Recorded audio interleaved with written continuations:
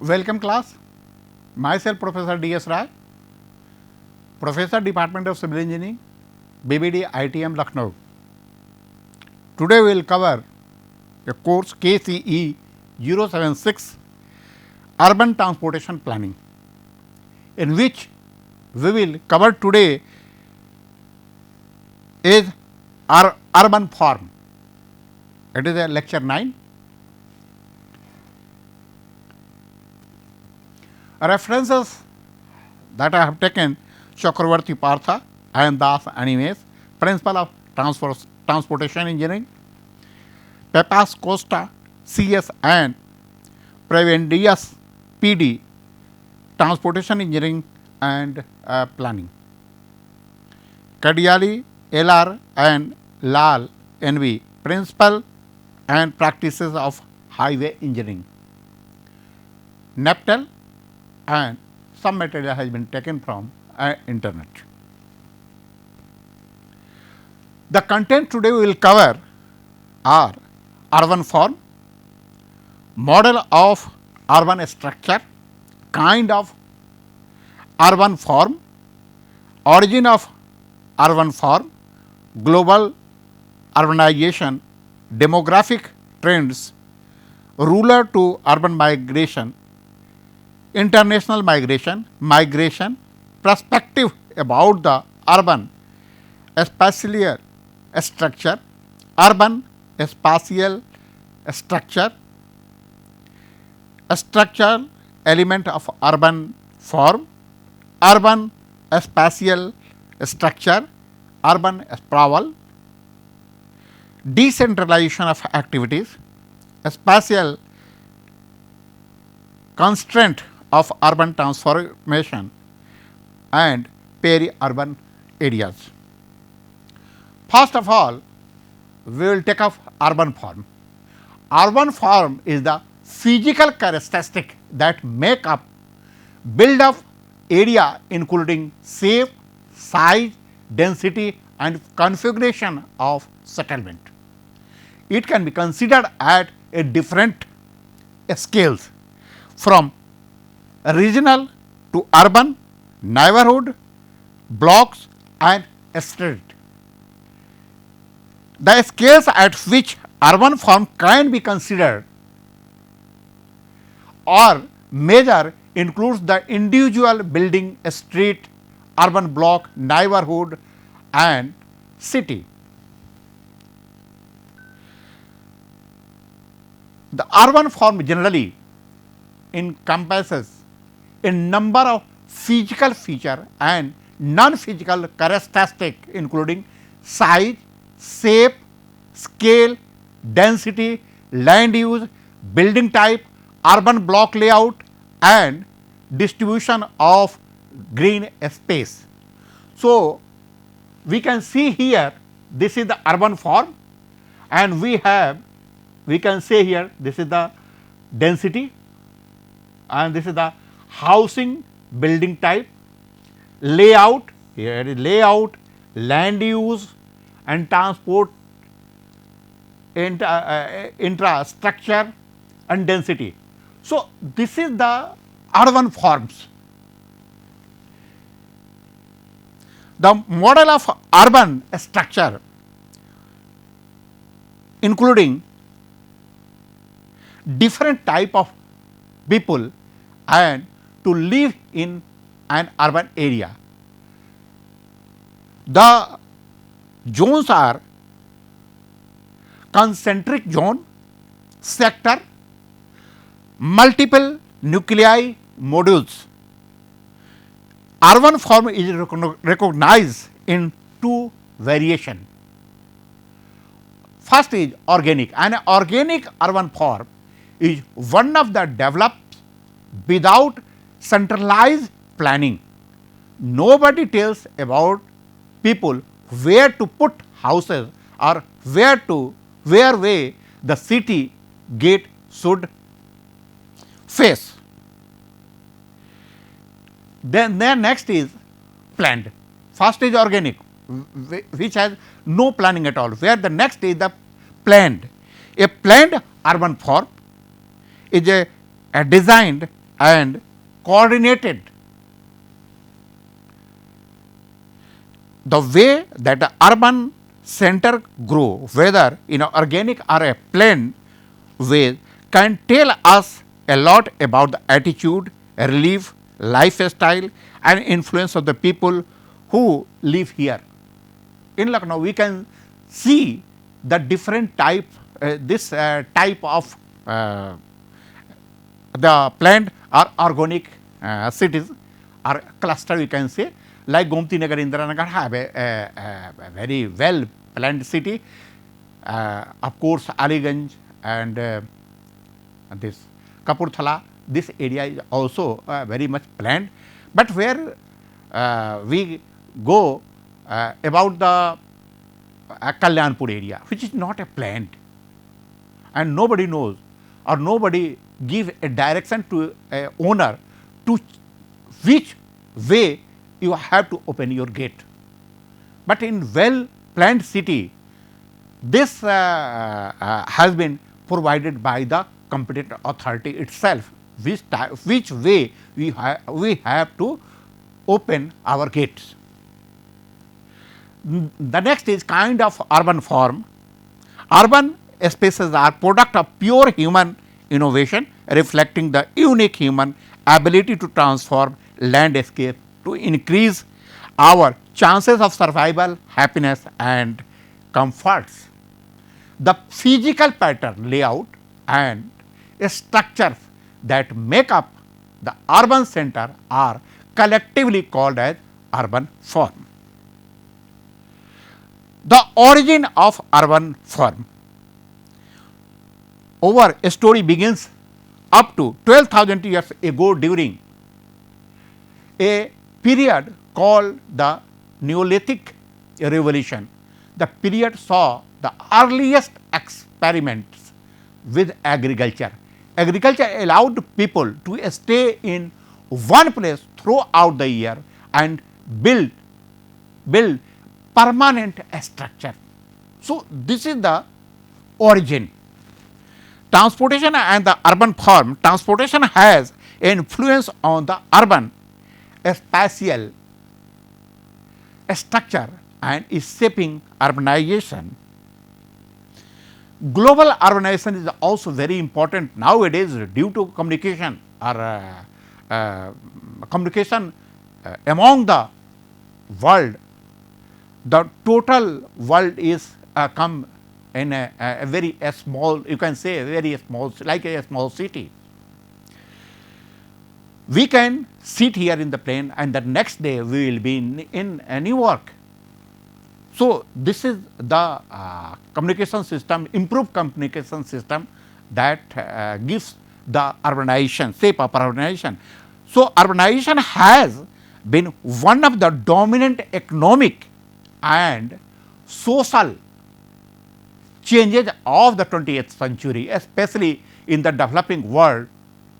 Although cities play a significant role throughout the human history, it is not until the Industrial Revolution and that a network of a large city started to emerge in the most economical advanced part of the world.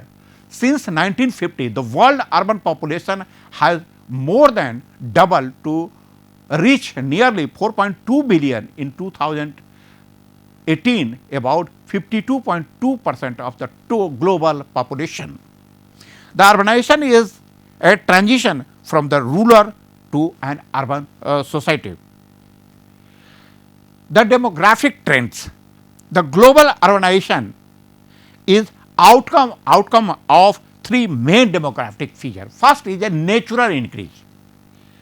Natural increase, the outcome of more birth than death in the urban area, a direct function of fertility rate as well as the quality of health care system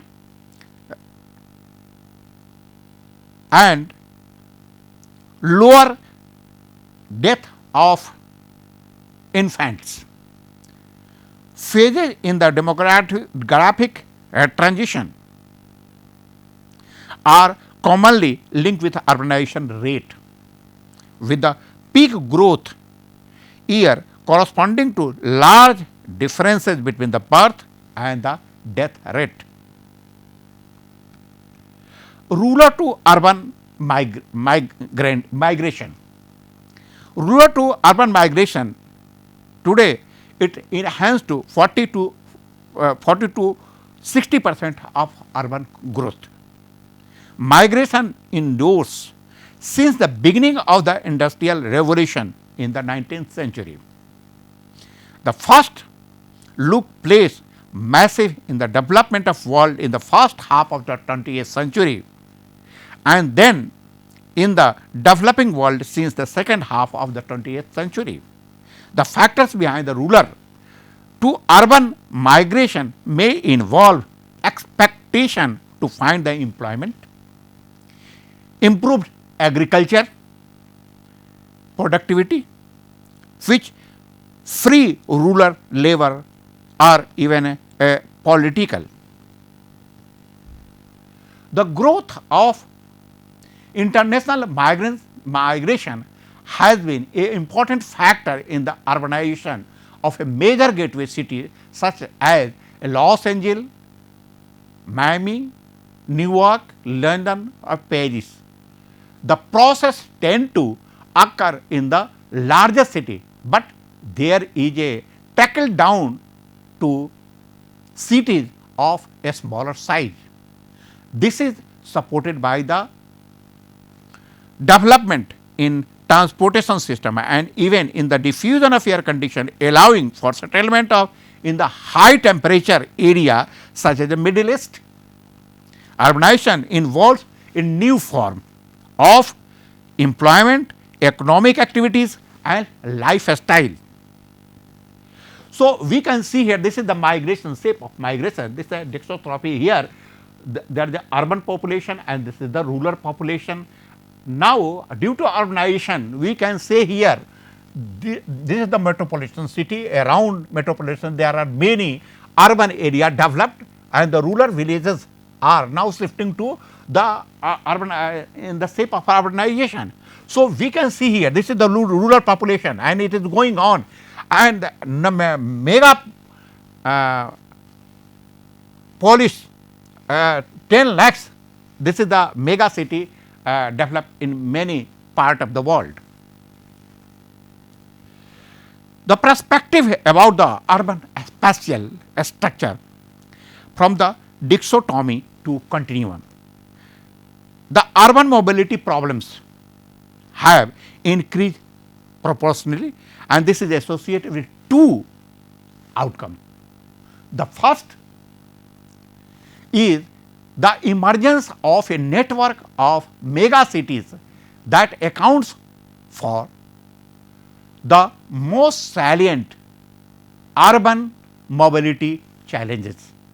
The second, mobility demands tend to be concentrated over the specific urban area such as a central business district CBD.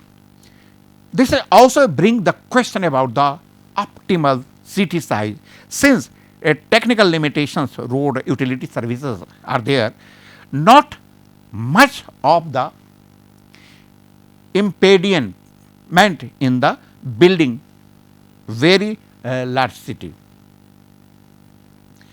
The urban form urbanization has been shaped by transport infrastructure such as a road, transit system or simply walkways.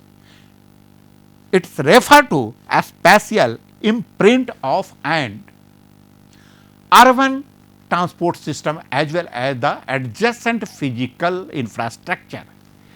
The urban spatial structure refers to the set of relationship arising out of the urban form and its underlying mobility of passenger and the freight.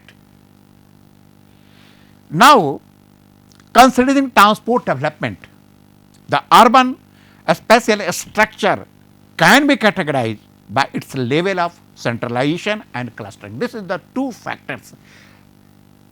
One is centralization and another clustering, means the center point is located in many part of the city. So, centralization, a centralization city has a significant share of its activity within a defined center, while a decentralized city does not.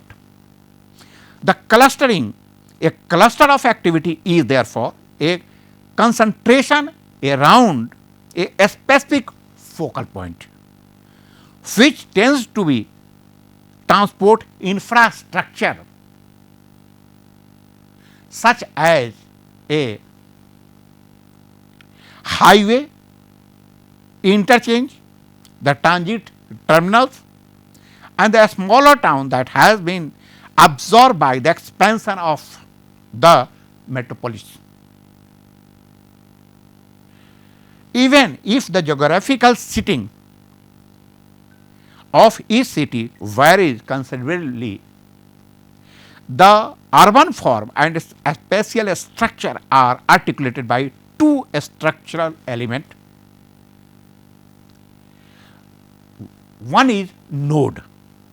These are reflected in the centrally of urban activities, which can be related to the spatial accumulation of economic activities or to accessibility to the transport form. Second is a linkage. These are the infrastructure supporting the mobility from one place to another place or connecting two nodes.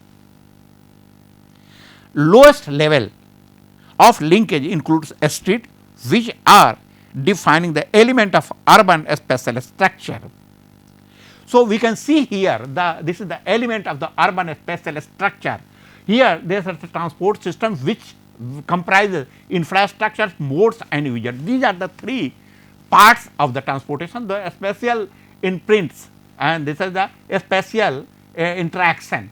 We can see here this is the urban form and urban spatial form we can see here easily.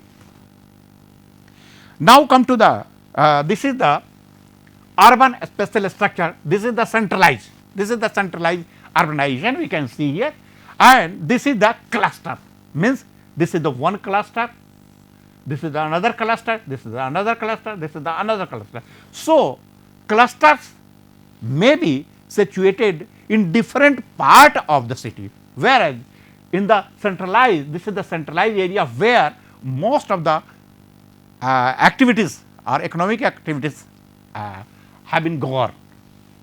So, we can say here again this is the dispersed, means the population and the various activities are dispersed in the total area of the city, where this is also the example of the dispersed cities. So, urban spatial structure we can see here also, this is we can say this is a logistic zone. Say this is the CBD, or this is the example of a city. So, this is the CBD, but there is a seaport near the city. So, this is the seaport district where heavy industries are situated, and there is a airport which is linked with the air links. So, we can see here the population will settle or settlement will occur in that particular area. So, the production and the distribution, port districts, heavy industry, railway yards, manufacturing cluster and distribution cluster. So, this is the production and distribution. The mobility and accessibility, the central and transit station, shopping districts and airport districts. So, this is the mobility and accessibility. Then the transaction, financial and management district. So, we can see here this is the urban spatial structure. So, the urban SPRAWL, the dispersion or urban SPRAWL is taking place in many different type of the city, from dense or centralized European metropolis such as Madrid, Paris and London, to rapidly industrialization metropolis such as Seoul, Shanghai and Mexico City to those experiencing recent and fast uncontrolled urban growth such as Mumbai, Jakarta and Laos. The recent urban expansion is consequently almost all are geared toward the road transportation as the support of the mobility. There are significant differences in the density of the city around the world. In addition to variety of density, gradient are observed within the city. Evaluation of transportation and urban form. Thus, the activity nodes tends to accumulated and the urban form compact with the mixed uses. Many cities are also port city with the trade playing an important and enduring role not only for the economic variety, but also in the urban spatial structure, with the port district being a important node. So, airport terminal is also have been playing a growing role in the urban spatial structure. Evolution of the transportation are generally led to change in the urban form. Many cities are assuming polycentric form, a change that is associated with the new mobility pattern, the central business districts. One primary destination of commuter and service by the public transportation. The urban sprawl has been dominant in the North America since the end of World War II. Decentralization of the activities resulted in two opposite effects. First, commuting increasingly tends to be longer in terms of distance and made by using the automobile rather than the public transit. So, we can see here this is the decentralization of the activities. This is the core activity. This is the core activities where the population are situated, and this is the central activity. So, these all are peripheral activities. This is the central area around which the populations or urban populations are settled. So, this is the major transport axis. This is one axis, this is the another axis, this is the again another axis, this is the. So, this area, this urban area have a different transport axis over which the transport system depends. So, decentralization of the activities you can see here, this is the primary flow, this is the monocentric, this is the secondary flow we can see here, and this is the polycentric, this is the polycentric.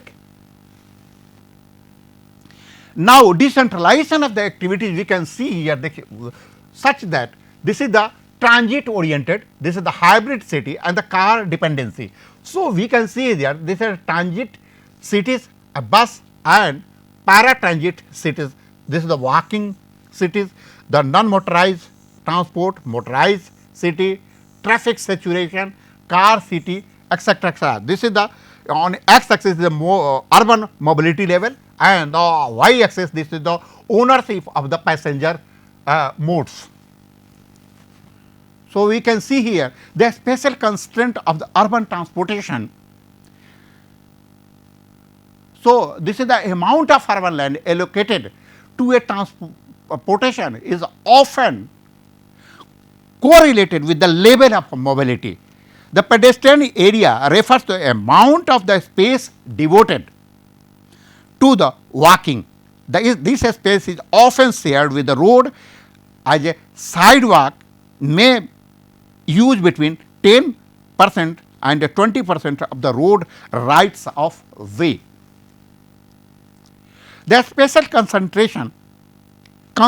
of the urban transportation, the roads and the parking area refers to the amount of space devoted to road transportation, which has two states of activity, moving or parked. In motorized city, an average 30% of the surface is devoted to the road, while another 20% is required for the off street parking. Now, the cycling area is also important. In the deorganized form, cycling simply share access to the pedestrian and road space. However, many attempts have been made to create a space especially for the bicycle in the urban area, which reserve lanes and parking facility.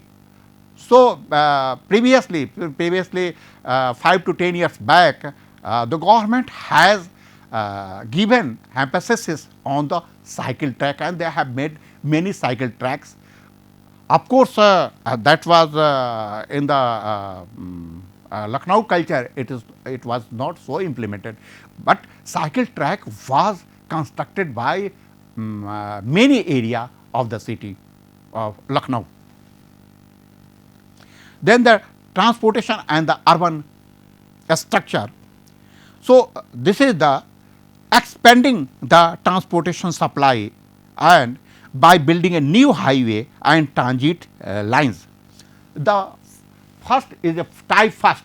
This is a completely motorized network representing a automobile dependent city with the limited centrally and dispersed activity.